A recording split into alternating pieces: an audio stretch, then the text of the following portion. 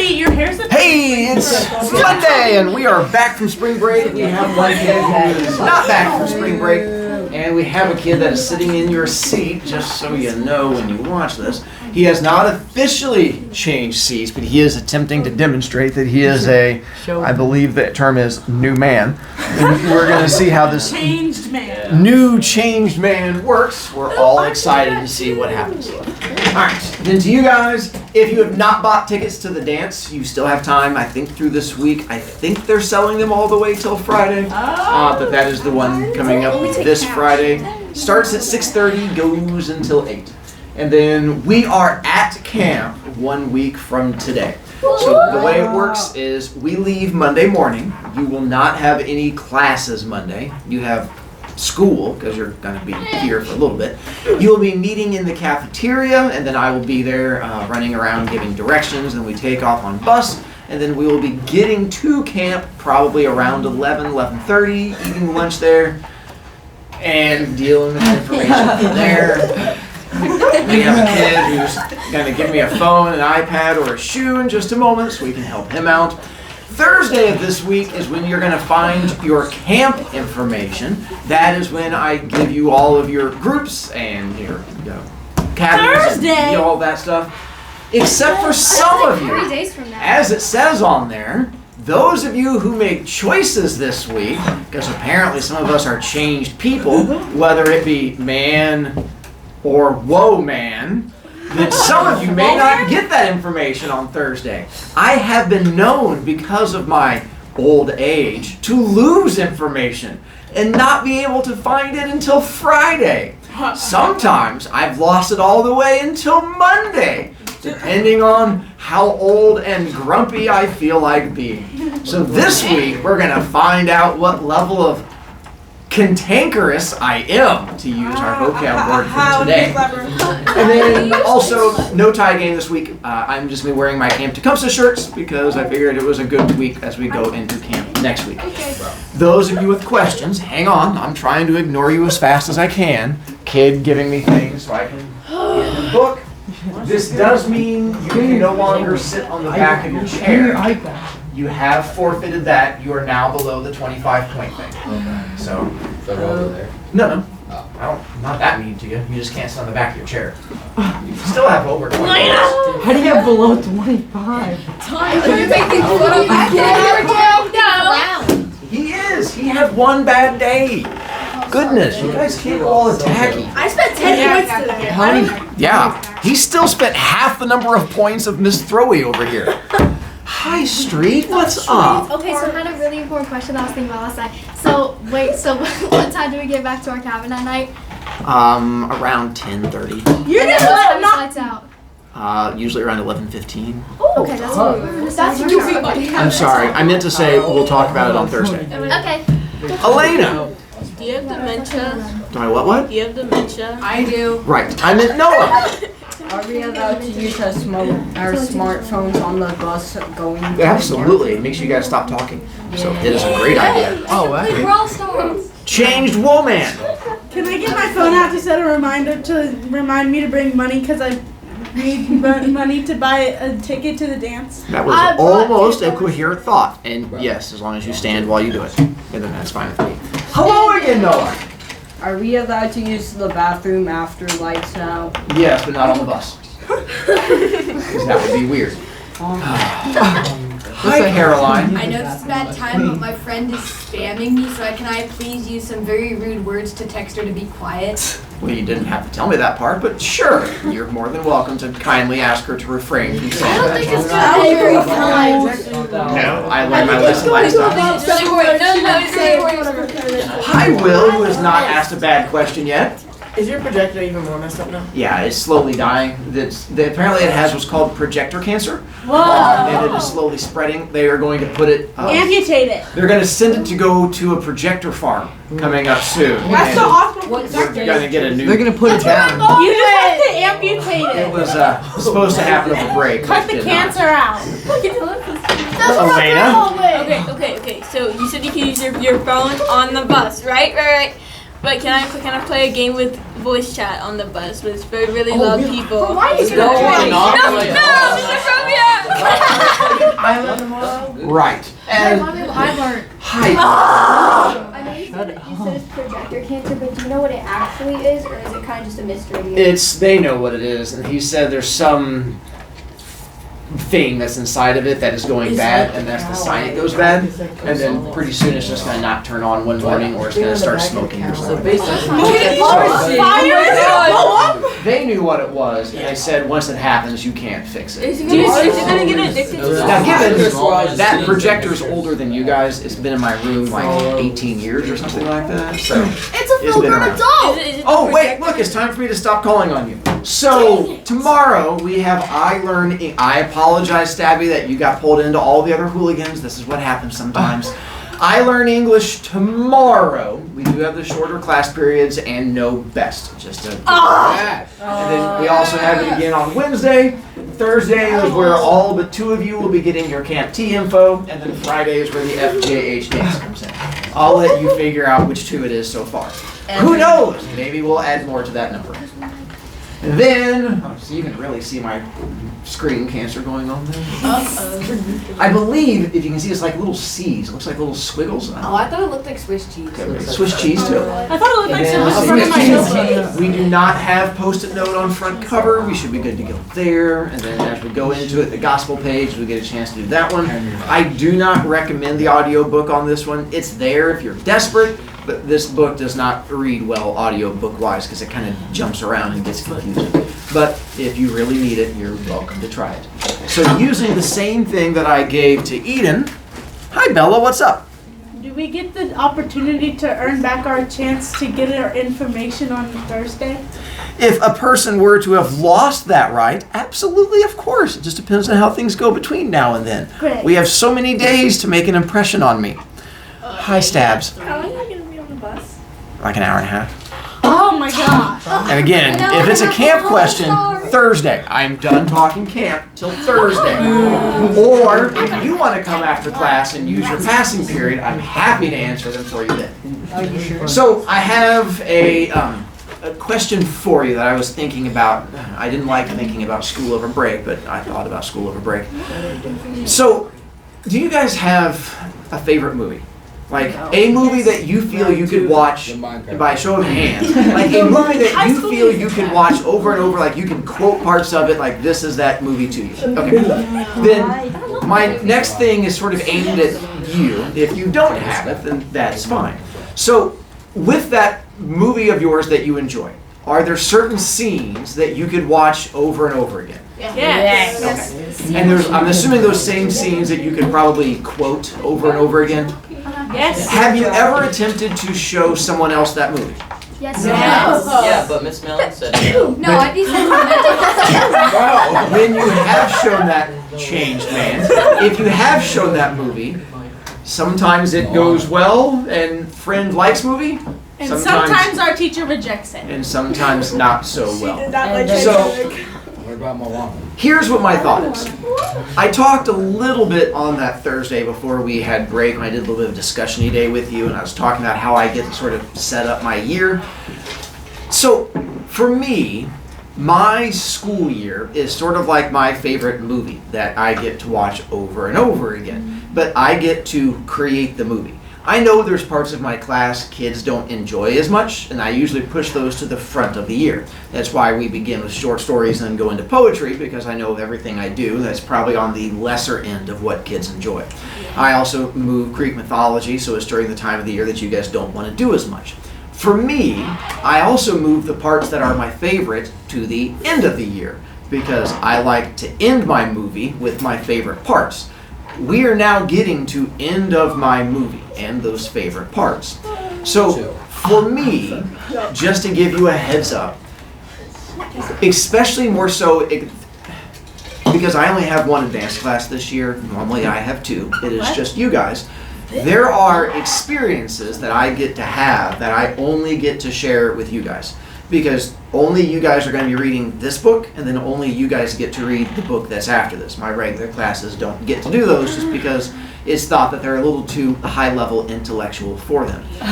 The good news is, some of my favorite scenes, as in of my My favorite parts of the year are coming up in these next 6 weeks because some of my favorite teaching things I get to do are during this book and the next book. I tell you that because as we go into it, I really like the next several weeks. I like this week because of how this book starts and the conversations we get to have. I really like next week. It has nothing to do with the book, it has to do with Camp Tecumseh. And I like Camp Tecumseh. The idea being is that when you like somebody and you get to watch that person you like have fun for 3 days, it makes you smile. And I get to watch you guys have fun for 3 days. You like I did not use the F word. I used the L word. No, not Correct. other F. But yes, I will tell you this. You don't are let it recording go to yourself your today. head. This has been one of my better years of teaching that I've had. And I have enjoyed this year. Even with our many issues we may have, I have still enjoyed it. And there are parts coming up in this book and the next book that I am really looking forward to.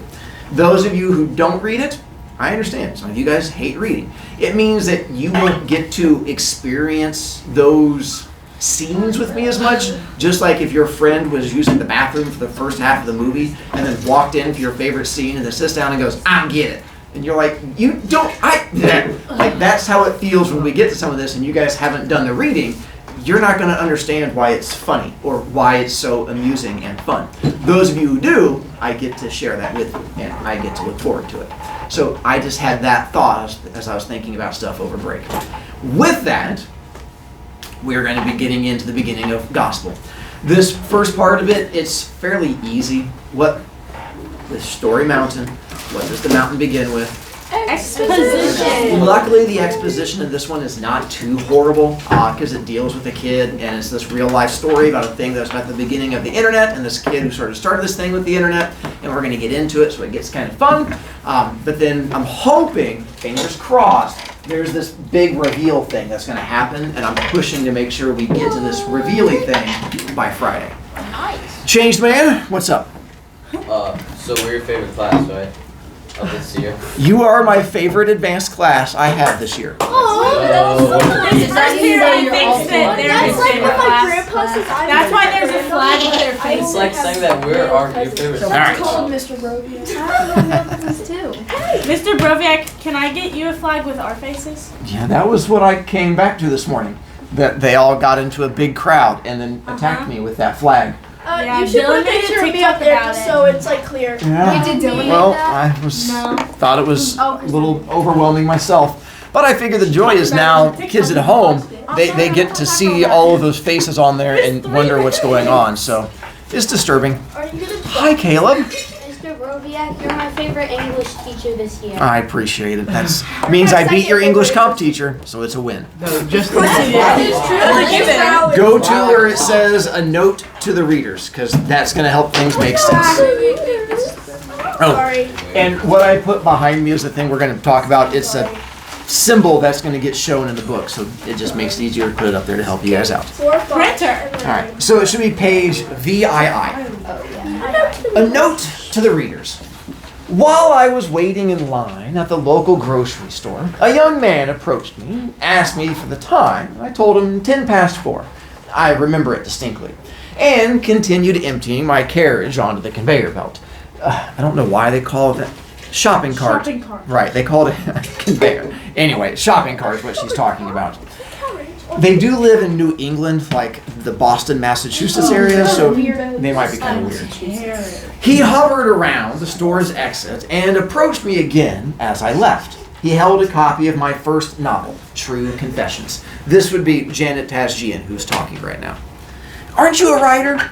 I told him I was. I have got a great story for you. Oh yeah?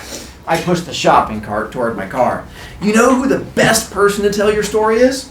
He shook his head. You! He smiled, then offered me a bundle of typed pages held together with twine. Twine is like a string that you use to like tie up wood. It's like really old stuff. If y'all With don't know what twine. twine is. It looked like a thesis, but smelled like the bottom of the earth. I didn't touch it. There are lots of great publishing houses out there. I started in New York. You can always go the agent route too. I finished loading the groceries into my car, then gave him my best "nice to meet you" smile. You don't understand. I'm not even supposed to be here. I closed the trunk and looked at him. Blonde hair, half grown out into its natural brown, serious eyes, slight build, peaceful smile, 17, 18 years old. He looked vaguely familiar. This has to get published. He pressed the papers into my hand. I don't know what else to do. He stood on one leg, the other one bent and tucked against it. It was a yoga position my son and I practiced all the time. Tree pose? I asked. He nodded. I'm trying to stay balanced. Aren't we all? For those of you who are unfamiliar with your yoga, tree pose is when you have that foot that comes up and you like a little meditating. And he's doing that while talking to her? And he's doing that while talking to her. You're going to find out he's an interesting person.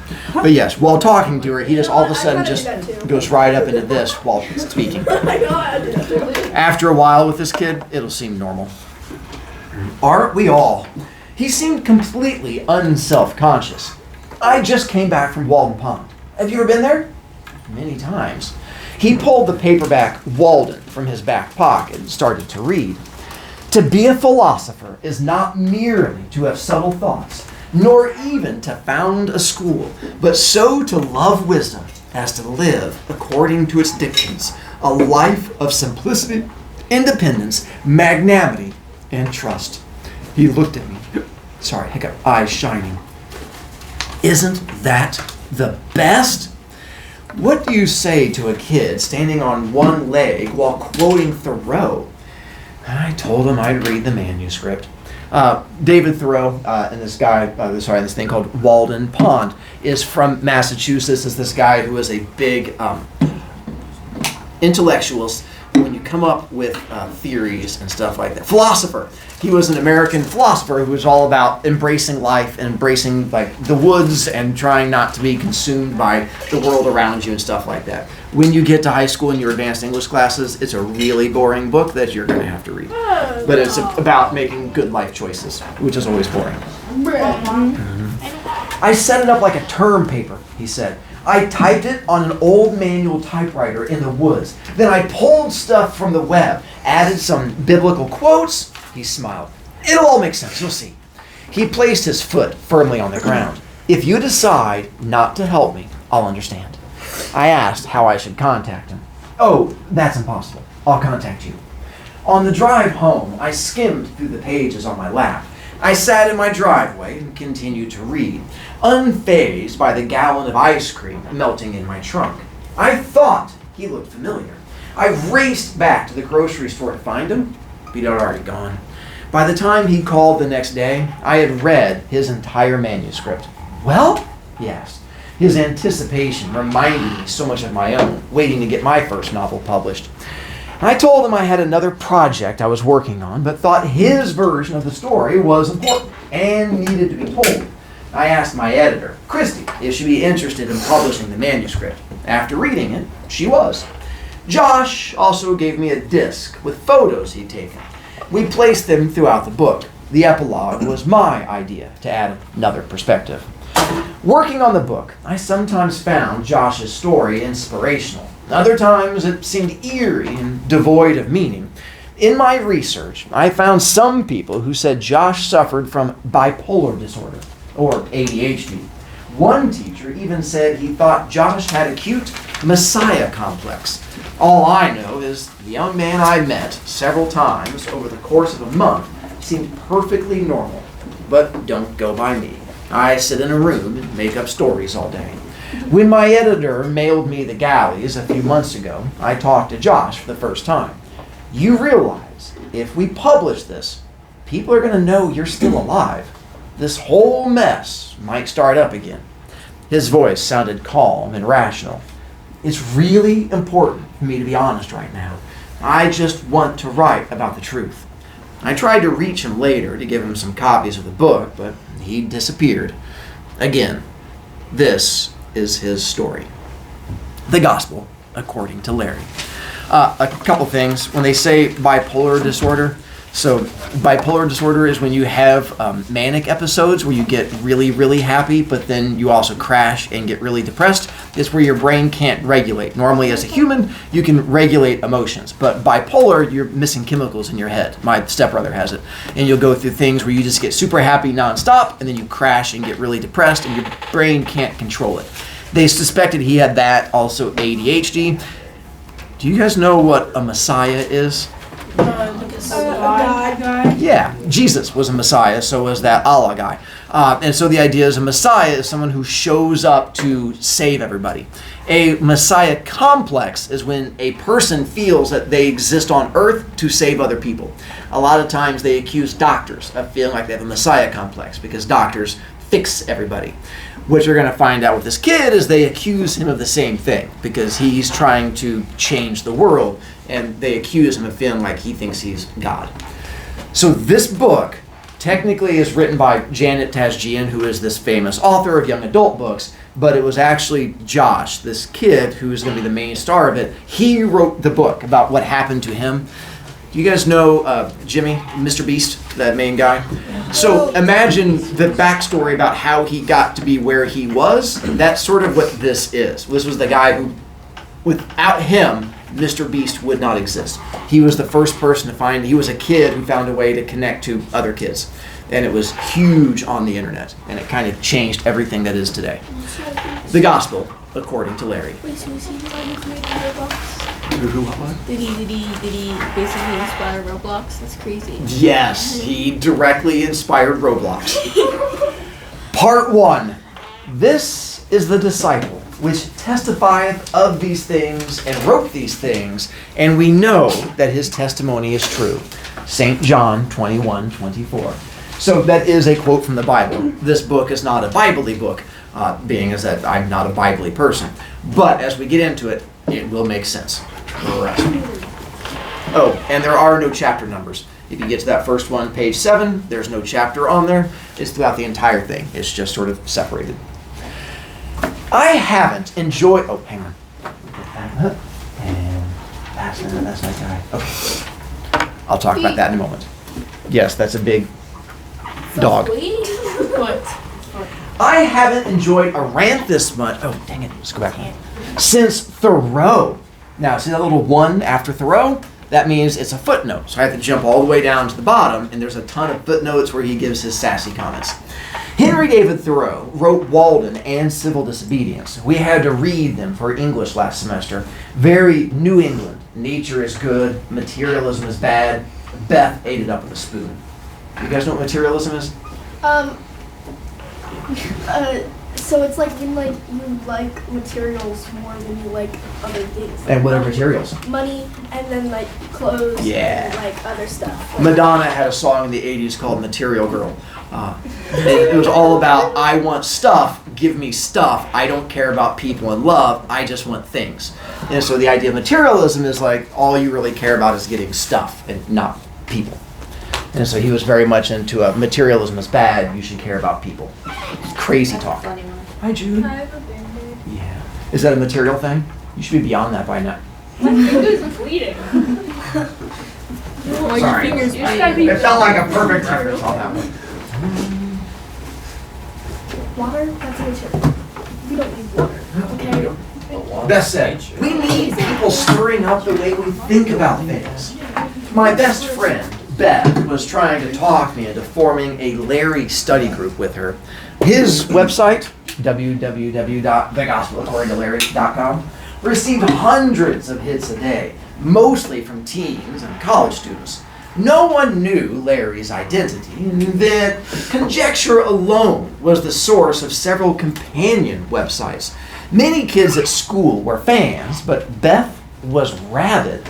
Josh, I know neither one of us has ever joined a club in our life, but that's precisely why we should.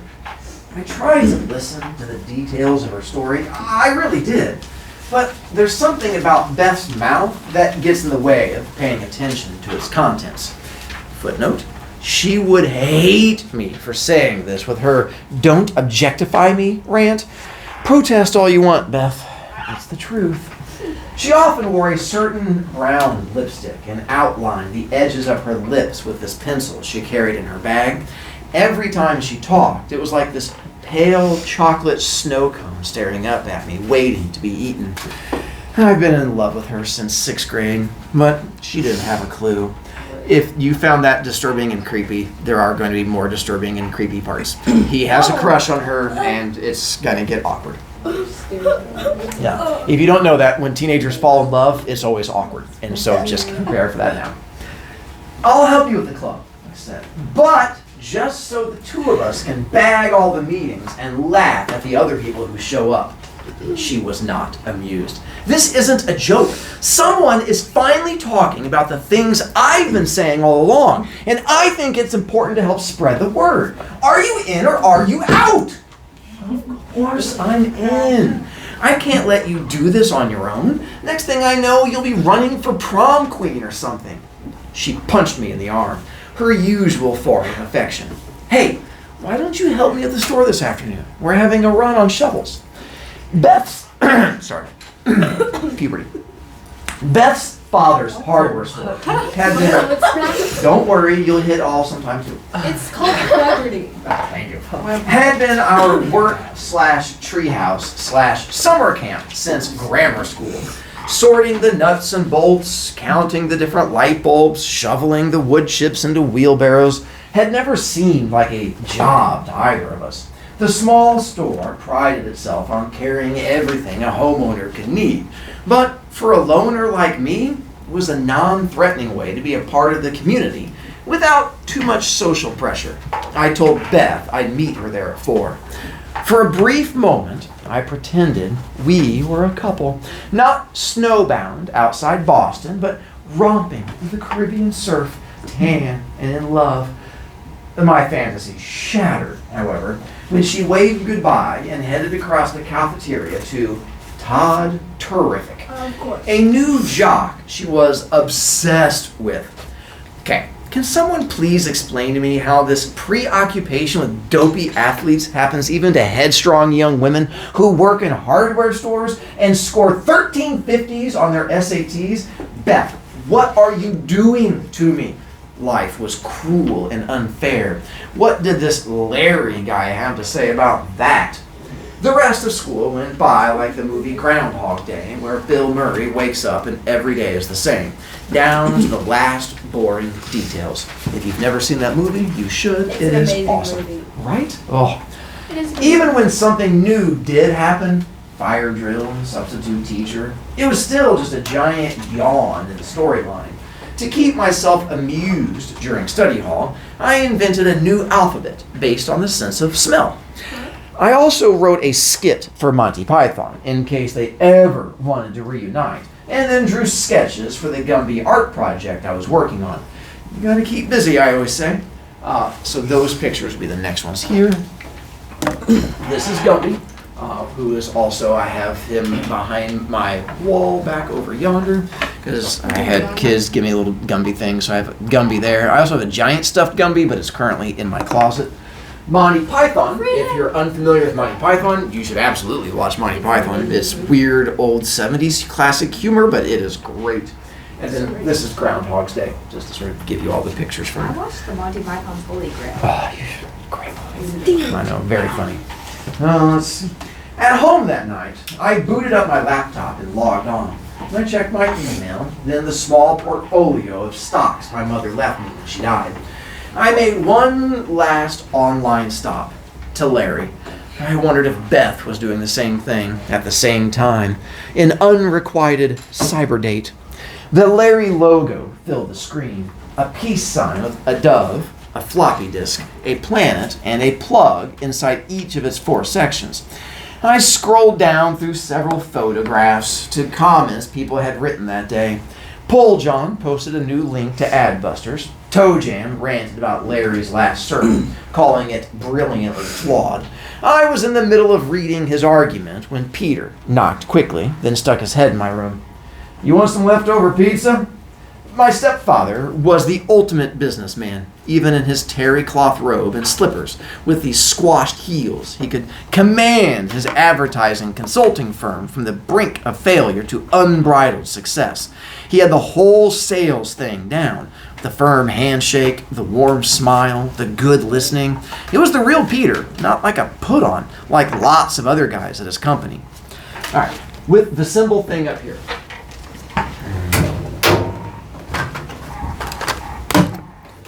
There are reasons behind it. One, the big black part. Do you know what that thing is? Peace. It basically comes back from like way before even this kid's time. It was like the 1960s and 70s about the peace and the war, basically connected back to Vietnam.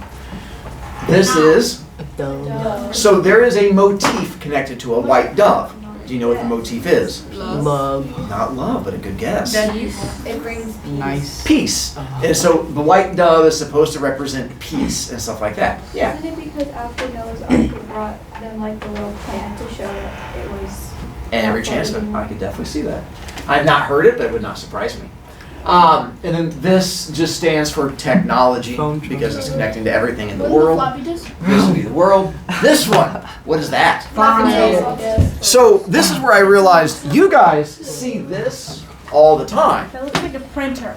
Close. But if you guys use any like online Word or it's PowerPoint, whenever you want to save it, this is the little symbol that's up there.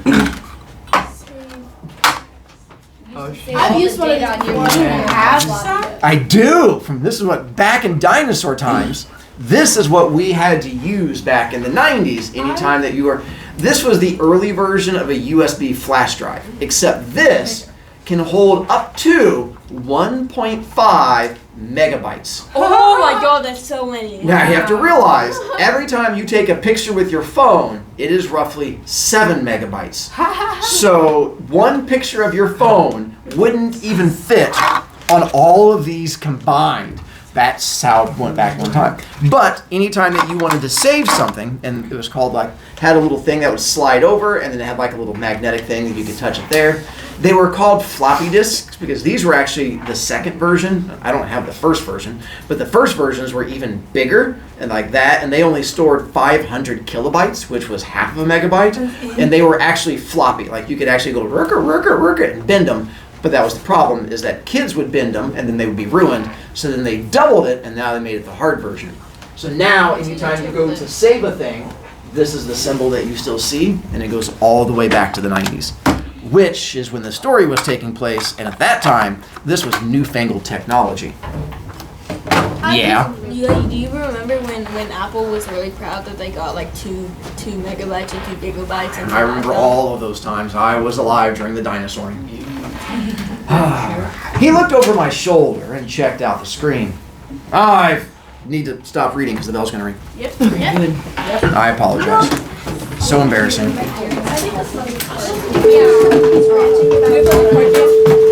Enjoy your I Learn tomorrow. Play the card game.